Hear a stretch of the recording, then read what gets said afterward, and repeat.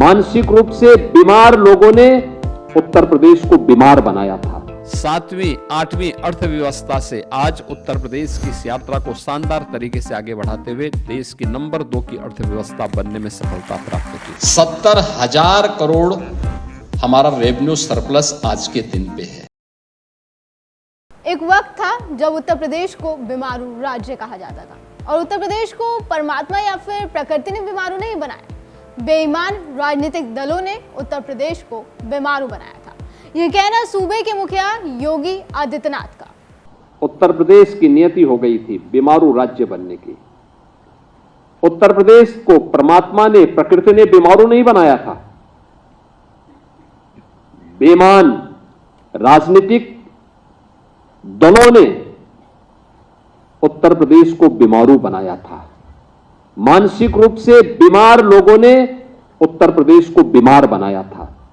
यह उत्तर प्रदेश अपनी प्रकृति से और प्राकृतिक संसाधनों से दुनिया का सबसे समृद्ध प्रदेशों में से गिना जाता है, लेकिन यहां की बीमार मानसिकता की राजनीतिक दलों ने, सत्ताधारी दलों ने उत्तर प्रदेश को बीमारू राज्य की श्रेणी में ला करके खड़ा कर दिया था। युवाओं के सामने पहचान का संकट खड़ा हुआ तो उत्तर प्रदेश के सामने पहचान का संकट खड़ा हुआ।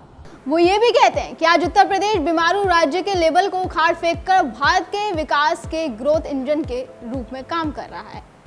पिछले 8 वर्ष के अंदर हम लोगों ने 7वीं 8वीं अर्थव्यवस्था से आज उत्तर प्रदेश की इस यात्रा को शानदार तरीके से आगे बढ़ाते हुए देश की नंबर 2 की अर्थव्यवस्था बनने में सफलता प्राप्त की।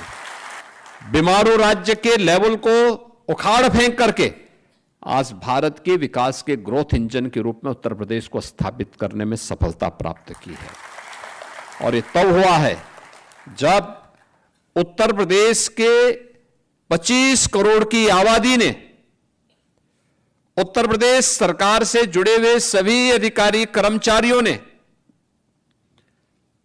हर स्तर के नागरिक ने, और जनप्रतिनिधि ग्राम पंचायत का हो, क्षेत्र पंचायत का हो, जिला पंचायत का हो, नगर निकाय का हो, मान्य विधायक हो, मान्य सांसद हो, शासन के मंत्री हो और डबल इंजन की सरकार हो, इन सब ने। लेकिन ऐसा नहीं है कि योगी आदित्यनाथ सिर्फ ये बात कहते हैं, उनकी इन बातों का असर साफ तौर पर प्रदेश में दिखाई भी देता है। योगी सरकार का लक्ष्य है कि वो उत्तर प्रदेश को 2047 तक विकसित राज्य बनाए।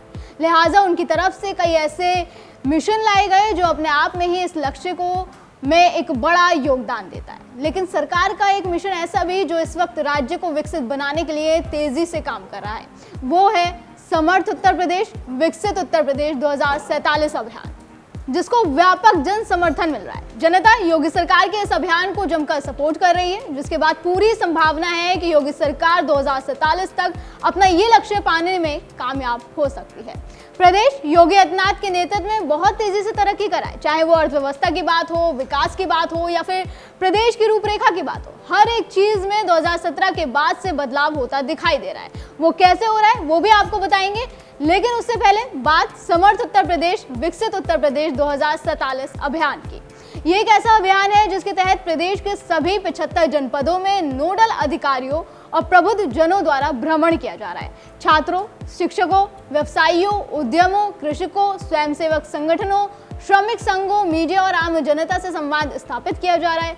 इस दौरान लोगों को पिछले 8 सालों की विकास यात्रा से अवगत कराया जा रहा है और भविष्य के रोड मैप पर चर्चा कर बहुमूल्य सुझाव प्राप्त किए जा रहे हैं। अभियान के लिए बनाए गए पोर्टल samarthuttarpradesh.up.gov.in पर अब तक लगभग 21.5 लाख सुझाव आए। इनमें से करीब 16.5 लाख सुझाव ग्रामीण क्षेत्रों से और 5 लाख सुझाव शहरी क्षेत्रों से आए। आयु वर्ग के आधार पर देखें तो करीब 10 लाख सुझाव आए 31 साल से कम उम्र वाले लोगों के, 10 लाख से ज्यादा 31 से 60 साल उम्र के लोगों से और 1 लाख से ज्यादा 60 साल से ज्यादा आयु वर्ग से मिले हैं। क्षेत्रवार सुझावों में शिक्षा क्षेत्र के करीब 6.60 लाख, कृषि क्षेत्र से 5 लाख, नगरीय एवं ग्रामीण विकास से 3.5 लाख, स्वास्थ्य से 1.6 लाख और समाज कल्याण से 1.6 लाख सुझाव सामने आए हैं। इसके अलावा आईटी और टेक, उद्योग, संतुलित विकास और सुरक्षा से संबंधित हजारों सुझाव मिल चुके हैं। जनपदवार फीडबैक में संभल, महाराजगंज, जौनपुर, सोनभद्र और हरदोई शीर्ष 5 जिलों में इस वक्त शामिल रहे, जबकि फिरोजाबाद, इटावा, ललितपुर, महोबा और संत कबीर नगर से सबसे कम सुझाव आए। इस अभियान के दौरान जनता ने अपने विचार भी साझा किए। रामपुर के विकास पांडे ने कृषि सुधार के लिए जल प्रबंधन, ड्रिप सिंचाई, वर्षा जल संचयन और जैविक खेती को प्रोत्साहित करने की आवश्यकता बताई। वहीं कासगंज की अंगूरी देवी ने सतत विकास और पर्यावरण संरक्षण को प्राथमिकता देने की अपील की। बाराबंकी की तृप्ति सिंह ने सरकारी स्कूलों में संसाधनों और शिक्षा की गुणवत्ता सुधारने पर फिलहाल जोर दिया है, लेकिन कहीं ना कहीं अब उत्तर प्रदेश का विकास होता दिखाई दे रहा है। प्रदेश सरकार का मानना है कि इस अभियान से प्राप्त सुझाव न केवल नीति निर्माण में सहायक होंगे, बल्कि विकसित उत्तर प्रदेश के लक्ष्य को हासिल करने में एक मील का पत्थर भी साबित होने वाले हैं। योगी राज में प्रदेश की सूरत बदल दी है। उत्तर प्रदेश ने आर्थिक मोर्चे पर बड़ी उपलब्धि हासिल की है। यूपी इस वक्त रेवेन्यू सरप्लस के रूप में भी टॉप पर चल रहा है और ये बात ऐसे ही नहीं कही जा रही, इसके ऊपर बाकायदा CAG की रिपोर्ट आई है। ताज़ा रिपोर्ट के मुताबिक वित्त वर्ष 2023 में कुछ राज्य रेवेन्यू सरप्लस में रहे, जिसका मतलब है कि इन राज्यों की आमदनी उनके खर्चों से ज्यादा रही। खास बात यह है कि उत्तर प्रदेश 37,000 करोड़ रुपए के रेवेन्यू सरप्लस के साथ सबसे आगे है।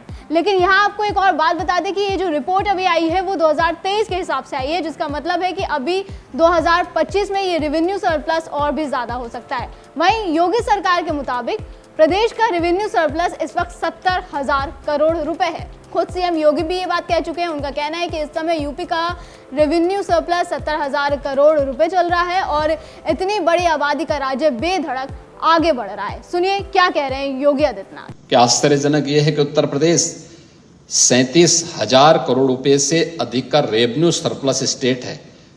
मित्रों, यह 2 वर्ष पुराना है। इस समय हम 70,000 करोड़ के रेवेन्यू सरप्लस हैं यूपी उस समय। इस समय 70,000 करोड़ हमारा रेवेन्यू सरप्लस आज के दिन पे है।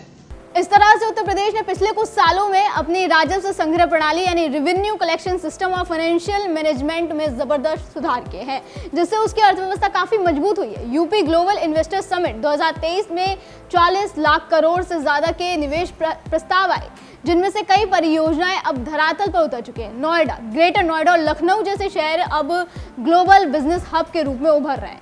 इंफ्रास्ट्रक्चर के क्षेत्र में भी योगी सरकार ने कमाल कर दिखाया। गंगा एक्सप्रेसवे, जेवर इंटरनेशनल एयरपोर्ट और पूर्वांचल एक्सप्रेसवे जैसे मेगा प्रोजेक्ट्स ने न केवल कनेक्टिविटी बढ़ाई बल्कि रोजगार के लाखों अवसर भी पैदा किए। MSME सेक्टर को बढ़ावा देकर सीएम ने छोटे और मझोले उद्यमियों को सशक्त किया, जिससे ग्रामीण अर्थव्यवस्था को भी नई ताकत मिली, जिसके बाद सीएम योगी का भी उत्तर प्रदेश को विकसित बनाने का सपना अब पूरा होता दिखाई दे रहा है। और उन लोगों को भी कहीं ना कहीं ये बड़ा संदेश मिल रहा है कि जिन्होंने प्रदेश को बीमारू राज्य बनाने में कोई कसर नहीं छोड़ी। संदेश साफ है कि अगर नीति सही है और नियत साफ हो तो विकास में कोई भी चीज बाधा नहीं बन सकती, और यही है योगी आदित्यनाथ का विजन। योगी मॉडल ने साबित कर दिया कि जब इरादा पक्का हो तो बीमारू राज्य भी बिजनेस का बुलंदी छू सकती है और राज्य बीमारू से बेमिसाल बन सकता है। दर्शकों, इस खबर पर आपका क्या कहना है? योगी सरकार के काम पर आपका क्या कहना है? हमें कमेंट करके जरूर बताएं। फिलहाल आज की वीडियो में बस इतना ही। अगली बार फिर होगी मुलाकात। आप देखते रहें JNP इंडिया, हर खबर भरोसे के साथ।